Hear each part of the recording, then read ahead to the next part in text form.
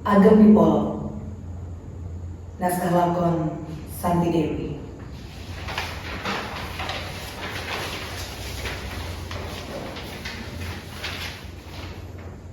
Naskah ini diadaptasi dari kisah hidup Nipolo, seorang penari legong terkenal dari desa Kelandis yang mengalami evolusi identitas dari masa belia hingga menjadi seorang janda. Nipolo merupakan perempuan Bali yang menjadi model sekaligus istri dari salah seorang pelukis terkenal asal Belgia bernama Adrien Jean Lemayur. Dalam perjalanan kisahnya, Nipolo dan Lemayur hidup bersama di sebuah rumah di Pantai Sanur, Bali, di mana rumah tersebut kini telah menjadi museum yang dikelola oleh pemerintah. Nipolo sebagai model lukisan Lemayur bukanlah objek pasif, melainkan individu yang sangat berperan penting dalam ekosistem kesenian lukis dan tari di Bali. Di dalam sendiriannya saat ditinggalkan oleh Lemayur tahun 1958, Nipolo menjadi promotor sekaligus pengelola karya-karya lukisan Lemayur hingga keberadaan museum tersebut tetap eksis di kancah nasional maupun internasional.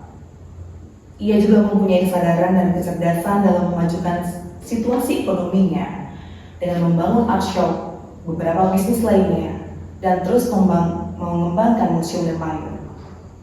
Tidak hanya itu, sebagai seniman tari, ia juga menaruh perhatian besar pada perkembangan kesenian dengan membuka pintu rumahnya sebagai tempat belajar menari untuk anak-anak. Hal ini menunjukkan bahwa Nipolo sebagai perempuan tetap mampu berdaya meskipun dalam kesendiriannya.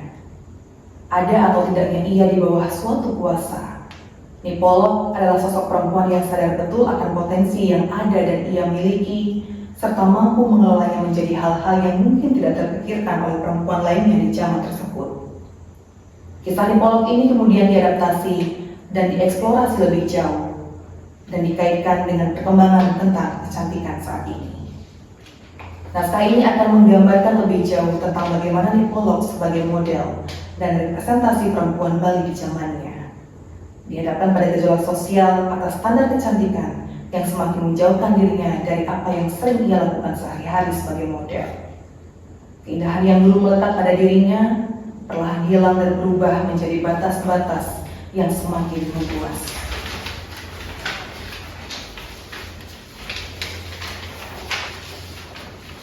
Tokoh Nipolo, perempuan Bali bertubuh jenjang, berkulit coklat, berambut hitam bergelombang sepanjang bokong, dan memiliki tahi lalat di pipi kanan dekat hidung. Karakternya ramah, dermawan, suka menjamu dan berinteraksi. Akan tetapi, ia menyimpan banyak hal yang tak pernah ia tunjukkan dan hanya dipendam sendiri. Ranti, seorang jurnalis dan penulis, berambut hitam lurus, matanya bulat, dan alisnya yang tebal. Tubuhnya cukup berisi dan selalu berpenampilan formal. Ia mengenakan kacamata hitam, blus bermotif bunga dan rok panjang. Karakternya sangat bersemangat dan memiliki rasa penasaran yang tinggi. Ian Kacut, seorang laki-laki pengurus kebun di rumah Nipolo.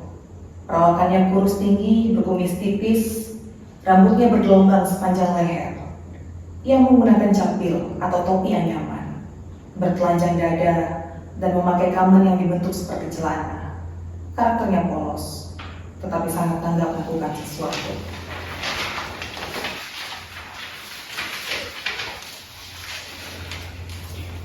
Adegan 1. Penonton masuk area panggung. Nipolo berada di tengah panggung, berpose ngagem, dan dia membeku dalam posenya. Rambutnya bergaya tengkulak, memakai kain di dada dan kamen yang menutupi hingga mata kaki. Telinganya dihiasi subang Bali yang sangat besar. Wajahnya polos tanpa makeup. Di belakangnya muncul mapping arsip tentang dirinya. Arsip-arsip ditampilkan diiringi suara sapuan puas yang cepat. Nipolo tetap membeku dalam posenya selama arsip diputar. Suara sapuan puas yang cepat perlahan mulai melambat dan berhenti bersamaan dengan mapping yang meredup. Musik bernuansa sendu mulai mengalun. Lampu menyoroti Nipolog di tengah panggung. Nipolog menari bebas dengan hikmat mengikuti alunan musik. Musik seperti menyiratkan masa lalu dan sangat emosional. Semakin lama, musik semakin cepat. Begitupun Nipolog. Ia menari semakin cepat dan cepat. Tubuhnya tak terkontrol lagi. Napasnya terengah-engah. Ia terus bergerak, semakin bebas dan memutar tanpa arah di panggung. Musik terputus. Nipolog jatuh tersimpuh. Terdengar suara seseorang memanggil-manggil dalam bahasa Bali. Memang, nih ada kamu teko. Dengan napas yang masih terengah-engah, Nipolog berusaha menjawab dengan suara yang sangat tenang. Suruh tunggu sebentar. Adegan 2. Suara debur ombak perlahan mulai terdengar. Deburan yang terdengar tipis dan kicau burung yang sesekali terdengar dalam hening suasana pagi. Di sisi kanan belakang, terdapat meja dan kursi kayu panjang. Di sisi kiri terdapat meja rias dan kursi. Lampu menyoroti Nipolog. Nipolog perlahan bangun dari posisi bersembunyinya dan berjalan menuju meja rias. Ia melihat dirinya di cermin dan mulai melepas kain di kepalanya. Ia menyisir rambutnya. Penampilannya kini rapi dan wajahnya terlihat siap menghadapi hal-hal yang akan datang. Nipolog berjalan menuju kursi di sisi kanan. Seorang perempuan berkacamata hitam dan berpakaian rapi dengan kamera menggantung di bahunya. Berdiri dari duduknya, menyambut Nipolog dengan senyum sumringah. Oh, halo Madam Polog. Saya Ranti. Senang akhirnya bisa bertemu dengan Madam. Halo Ranti. Selamat datang di Museum Lemayu. Silakan minum dulu tehnya. Terima kasih, Madam. Saya minta maaf jika mengganggu waktu Madam. Apakah Madam masih ingat apa yang saya sampaikan di surat? Surat? Surat yang mana? Surat tentang permohonan untuk mewawancarai Madam dan Tuan Lemayer. Oh, surat itu. Iya, saya ingat surat itu. Oh, saya sekarang ingat. Kamu ingin menulis kisah hidup saya dan Tuan Lemayer, bukan? Benar sekali, Madam.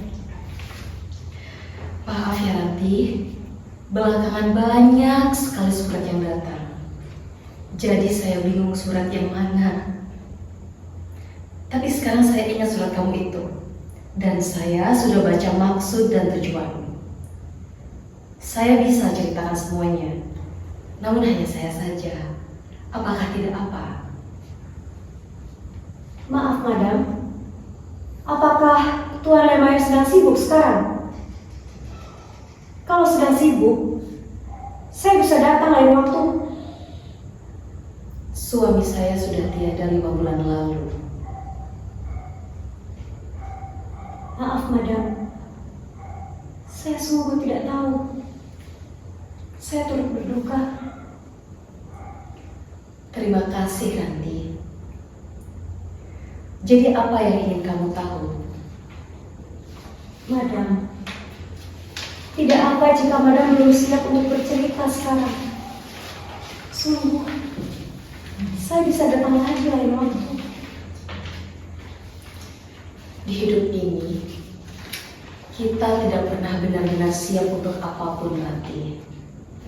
Sekalipun kita siap, apa yang kita siapkan bisa jadi berbeda dengan apa yang kita hadapi. Siap ataupun tidak, keduanya sama-sama tak bisa dihindari. Bukankah begitu? Madam, sejujurnya saya sangat kagum dengan Madam ketika pertama kali melihat lukisan Tuan Lemayer saat di pameran di Singapura itu. Meski hanya gambar, tapi gambar wajah Madam seperti memancarkan sesuatu. Pancaran itu memikat. Rasanya seperti tak ingin usai saya menatapnya. Itulah mengapa saya ingin sekali bertemu dan mengenal Madam lebih jauh. Saya sudah sering mendengar nama Madam Nipolo, seorang model pelukis terkenal Adrian Jandelmayer. Tapi siapakah sebenarnya Madam? Lampu kemudian hanya menyoroti Nipolo. Nipolo bangkit dari kursi, lalu beranjak ke area depan panggung. Di sisi kiri depan, ada sebuah gulungan legong dan kipas angin.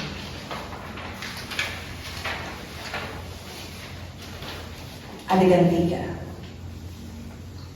Sayup-sayup mulai terdengar musik gamelan tari legong Bapak Durga. Nipolo mendekati gulungan dan kipas tari. Perlahan-lahan ia meletakkan gulungan tersebut di kepalanya dan menghadap tegas ke depan. Ia lalu mengambil kipas dan membukanya dengan perlahan di depan wajahnya. Pelan-pelan ia menurunkan kipasnya dan dipegang di depan dada. Ia kemudian berkata, Saya adalah Nipolo, Ninyoman Polok, seorang penari legong dari Kelandis.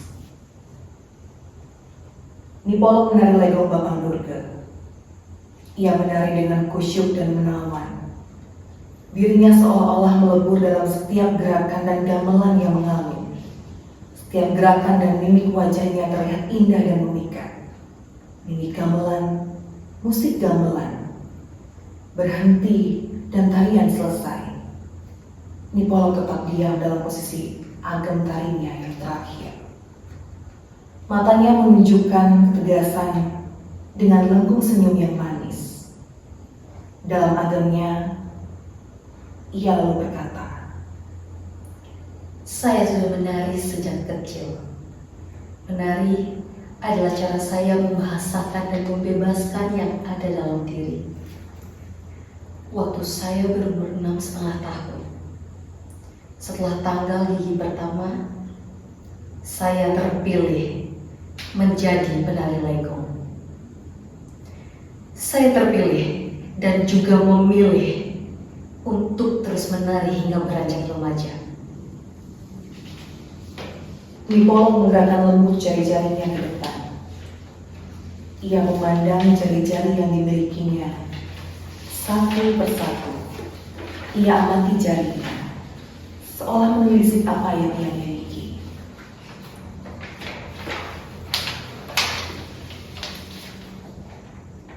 Berkat jari-jari dan tubuh inilah saya bisa beranjak lebih jauh.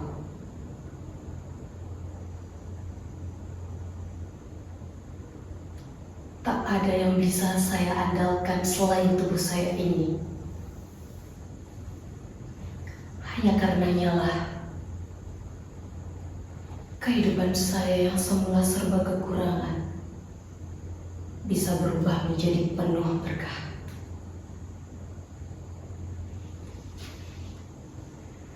Saya tumbuh di keluarga yang tidak berkecukupan. Meski begitu, saya dan keluarga memiliki kasih yang kaya. Sebagai anak bungsu, saya sangat disayang oleh kedua kakak saya. Ibu juga tidak pernah membeda-bedakan kami. Tapi, kedua kakak saya memang jauh lebih beruntung. Mereka berdua sempat merasakan cinta seorang ayah. Tapi, saya tidak. Saya tidak tahu wajahnya dan tidak mengenal hangat peluknya karena ayah meninggal saat saya berumur 9 bulan. Dan saudara ayahlah, Paman Mare, yang menggantikan sosok ayah dan begitu baik kepada kami. Mereka semua selalu mendukung saya, apalagi untuk urusan menari. Saya biasa ngayah menari di pura, di desa, dan jika ada upacara-upacara. Hingga akhirnya, waktu saya berumur 11 tahun, saya berhasil menang dalam lomba tari yang diadakan sehubungan dengan hari lahir Ratu Belanda. Sejak saat itulah, nama saya semakin dikenal. Katanya, orang-orang membicarakan tarian saya yang konon dianggap lemah. Mereka tidak hanya membicarakan kemampuan saya menari, tapi juga parah saya. Semakin beranjak dewasa, saya sendiri mulai mendengar orang-orang mengatakan saya cantik. Tapi saya tidak pernah merasa begitu. Saya jadi mempertanyakan diri sendiri.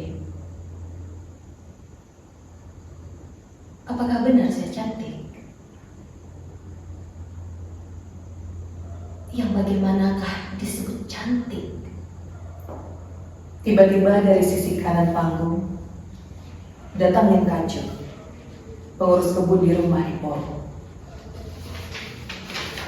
Memang itu patung seperti itu. Minta letakkan saja di atas tempat yang sudah kita siapkan ya, Yan.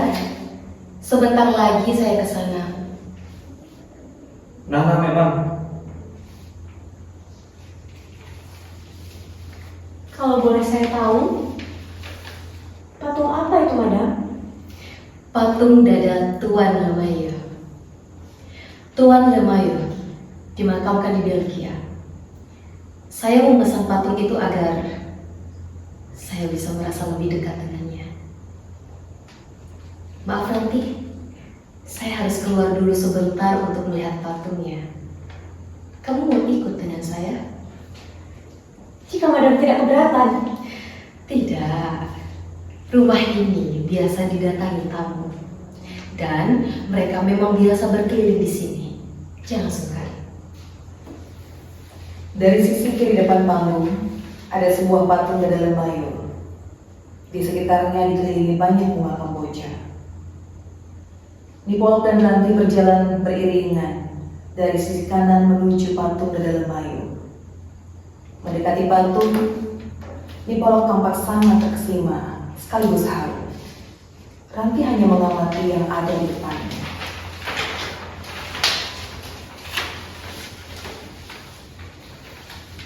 Adegan 4. Musik yang mengharukan mengalun pelan. Nipolo menatap patung Tuan Lemaire lekat-lekat. Ia tersenyum. Tangannya sedikit gemetar menyentuh wajah patung itu. Mirip sekali. Tuan Lemaire pasti bahagia di sana. Sebagaimana saya. Madam, apa yang membuat Madam yakin dengan Tuan Lemaire dulu? Apa yang membuat kamu yakin dengan kami? Karena Madam dan Tuan adalah Nipolo dan Adrien Jean Lemaire. Nipolo tersenyum lebih lebar. Ia mengambil sebuah Kamboja dan memutar-mutar bunga tersebut di tangannya. Ia berjalan ke sisi lainnya dan berkata, Kamu yakin karena nama kami? Yang membuat saya yakin bukanlah karena nama, tapi hal-hal yang membuat seseorang menjadi nama seseorang tersebut. Kau yakin pada kami hingga datang ke sini sekarang, sebab nama kami dikenal. Tapi pernahkah kamu berpikir apa saja yang seseorang lalui sebelum ia menjadi dirinya yang dikenal? dengan senyum yang tulus, Nipolo mulai memungut bunga-bunga Kamboja di sekitar patung satu persatu. Ia menghias patung pada Tuan Lemaire dengan bunga-bunga, sehingga membuat patung tersebut terlihat lebih indah. Sambil terus menghias Nipolog berkata, Saya mengenal Tuan Lemaire sejak pertama kali ia menginjakkan kaki di Bali. Awalnya, pertemuan pertama kami terjadi saat saya sedang menari di Setonja. Saat itu saya masih berumur 15. Tuan Lemaire yang saat itu baru datang ke Bali menyaksikan saya sedang menari. Usai menari, Tuan Lemaire lalu menghampiri saya.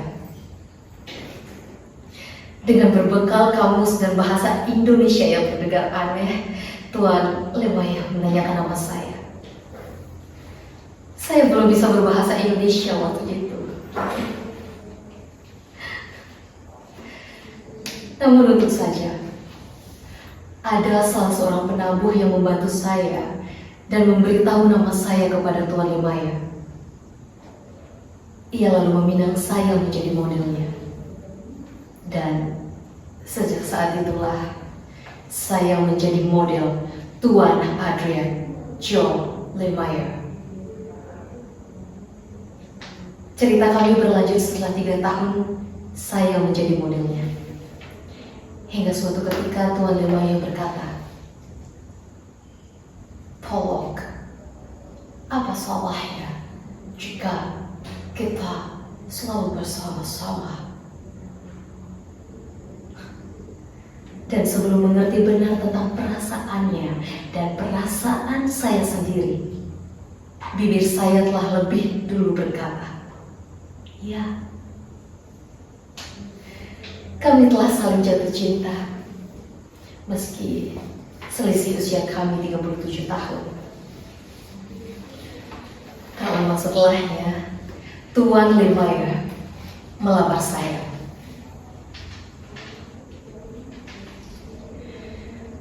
Banyak orang mengira bahwa saya mau menjadi istrinya karena alasan kekayaan. Tapi sejujurnya, alasan mengapa saya mantap menjadi istrinya karena sebenarnya saya takut kawin dengan lelaki Bali. Jika kawin dengan lelaki Bali, saya hanya akan mengurus anak dan rumah tangga, lalu melupakan segalanya, sebagaimana lazimnya perempuan-perempuan di pulau ini. Tapi bersama Tuan Lemaire, saya yakin darah seni yang mengalir di tubuh saya akan senantiasa mengharga terjaga. Meski sering saraf saya tak bisa merasa apa-apa. Adegan 5. Lampu kini hanya menyoroti Nipolog.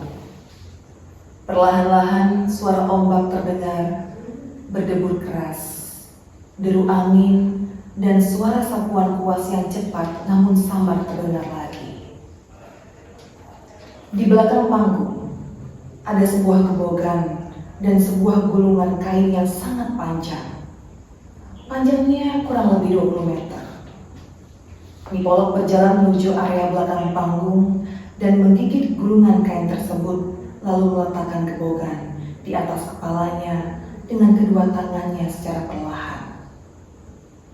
Setelah gebogan tersebut stabil, tangannya mulai membuka gulungan kain secara perlahan hingga kain tersebut menjuntai di lantai.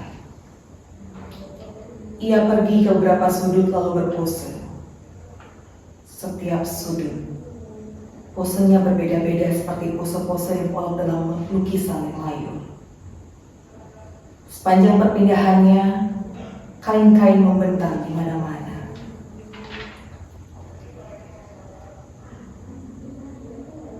Sudah Tuan, beginikah yang Tuan mau? Nipolog berpose dengan gebogan di kepala. Tangan kiri tetap memegang gulungan kain yang sudah menjuntai dan tangan kanan seperti sedang meraih sesuatu. Suara latar ombak, angin, dan sapuan kuas masih terdengar. Kini suara denting jam mulai muncul, menegaskan waktu yang bergerak dan semakin memburu. Suaranya seperti jam dinding gunung, terdengar seperti tik tok, tik tok, tik tok, tang, tang, tang. Setiap suara tik tok Nipolok berpose membeku. Setiap suara teng, teng, Nipolok berlari ke sudut lain lalu berpose lagi. Semua dilakukannya sambil berkata, Orang mengira menjadi model tak lebih dari sekedar dia berpose. Namun, siapa yang bisa membayangkan bahwa di balik pose-pose yang terlihat indah itu ada keringat yang tak hati mengucur, kulit yang berjam-jam tersengat panas matahari, dan tubuh yang kadang lebam biru. Menjadi model lukisan bukanlah perkara mudah, sebab saya harus diam dalam suatu pose selama berjam-jam lamanya. Dari pagi ke petang kami terus bekerja setiap hari. Tuan Lemaya, mau saya berpose seperti ini, seperti itu, harus memakai bunga, harus berjongkok, harus duduk, harus menari, harus pakai kain yang ini, harus ganti kain yang itu, di bawah pakai kain warna ini, di atas pakai warna itu, semuanya Tuan Lemaya tentukan. Ia minta saya masuk ke kolam. Tubuh saya tenggelam. Saya harus menahan rasa geli karena kaki digigiti ikan. Tidak boleh banyak gerak. Harus ditahan meski kaki kesemutan. Melukis 3 perempuan. Pose tak boleh sama. Tapi hanya saya yang berangkat semua. Kesana, kesini, bukan begitu, begini, sedikit lagi, tahan, tahan, tahan. Saya lakukan semua, saya ikuti katanya, saya tahan semua yang saya rasa, tapi mengapa keinginan saya ini seolah menghapus apa yang sudah saya lakukan untuknya? Nipolok terhenti, dan kain digulung telah habis terurai. Mencintai dan menyerahkan diri sepenuhnya ternyata tak sedikit pun mengikis keteguhannya untuk tidak memiliki anak. Tuan Lemaya tidak mau saya punya anak. Katanya, nanti tubuh saya jelek dan rusak. Tubuh saya tak akan seindah semula, dan saya tak bisa lagi menjadi model. Apakah tubuh perempuan ini hanya sebatas objek? Apakah tubuh perempuan ini hanya sebatas rupa dalam kanvas? Apakah tubuh yang indah hanya milik perempuan yang tak pernah mengandung? Apakah melahirkan berarti kehilangan tubuh keperempuanan? Apakah menjadi model berarti harus kehilangan hak dan keinginan atas tubuh sendiri? Nipolok terhenti, tepat di tengah panggung. Perlahan dia mulai menurunkan kebogan dari kepalanya. Saya sangat mendambakannya. Saya sering membayangkan bagaimana kehidupan tubuh di lain ini. Namun, mendengar kenyataan yang berbanding terbalik dengan keinginan yang sudah saya impikan, rasanya saya kenal lagi siapa yang bicara saat itu. Benarkah yang bicara ini adalah suami saya? Benarkah saya sudah mengenalnya?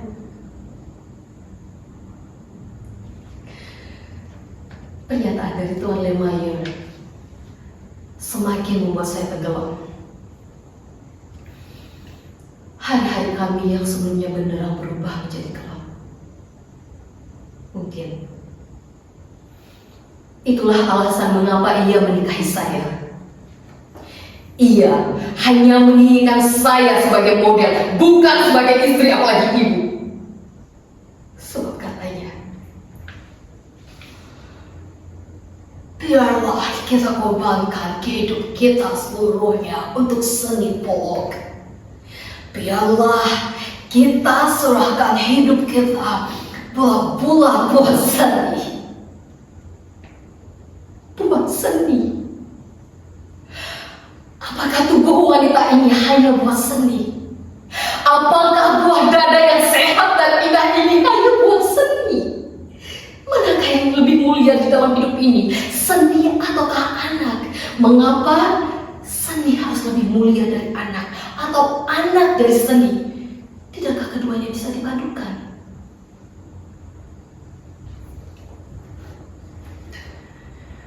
Impian itu, mimpi menjadi seorang ibu, akhirnya dalam-dalam saya kubur bersama kalimat pahit yang keluar dari mulutnya. Saya tak pernah lagi mengajaknya atau sekalipun membujuknya agar kami bisa mempunyai anak. Karena saya sadar, meminta sesuatu yang tak ada hanya akan sia-sia.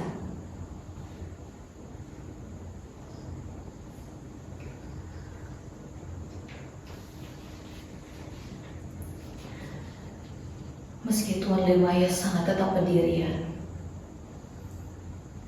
ia sesungguhnya sangat tulus mencintai saya.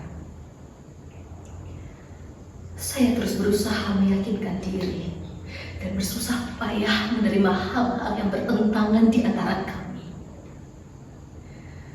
Biar bagaimanapun juga, ia tetap berjasa mengenalkan saya pada pengetahuan. Pengetahuan yang membuat saya bisa menyelam lebih jauh pada luas cakrawala dunia. Akhirnya, dengan berat hati, saya berusaha menerima keputusan Tuan Lemayer. Saya berusaha menerima keputusan itu dan berpikir bahwa apa yang telah Ia berikan pada saya bahkan jauh lebih banyak dari apa yang saya minta. Tapi belum pulih benarkah saya? Pada lainnya datang mengantam saya.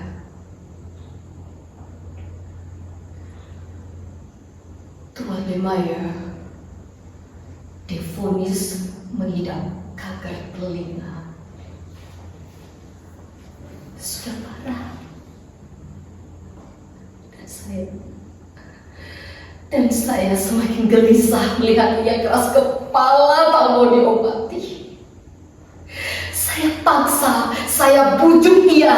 Segala upaya saya lakukan deminya. Ku antar ia berobat ke Belgia untuk mendapatkan penanganan yang terbaik. Tapi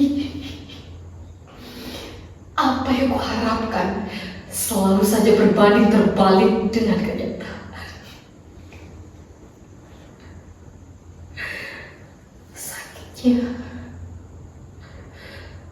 Sakitnya semakin hari semakin parah.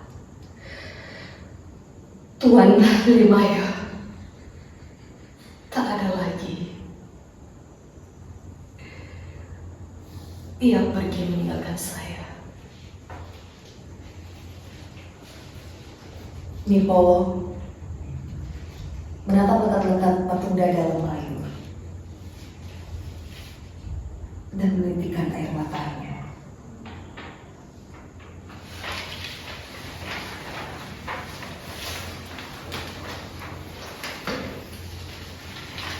berdenang. Nipolok mengambil seember cat putih dari suatu sudut. Ia menuangkan cat itu perlahan ke seluruh kain yang terurai di lantai. Suara gamelan kendar mulai terdengar. Ia menuang cat itu sembari bergumam dengan nada yang terdengar menenangkan. Usai cat air habis, ia membuka kain lilin di dadanya. Dengan mata tegas, menghadap ke depan, ia berkata, Selepas kepergiannya, saya Nipolo, Ninyoman Polo, bertekad untuk terus hidup walau darah taruhannya.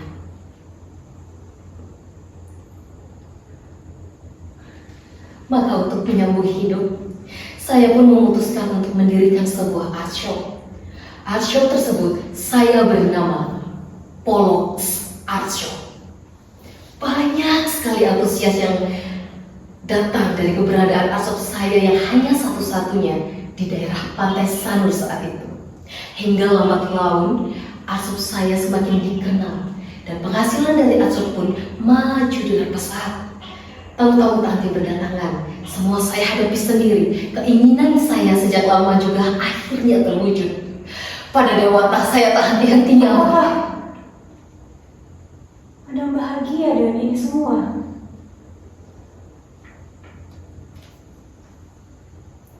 Nipolo menatap tajam mata Ranti.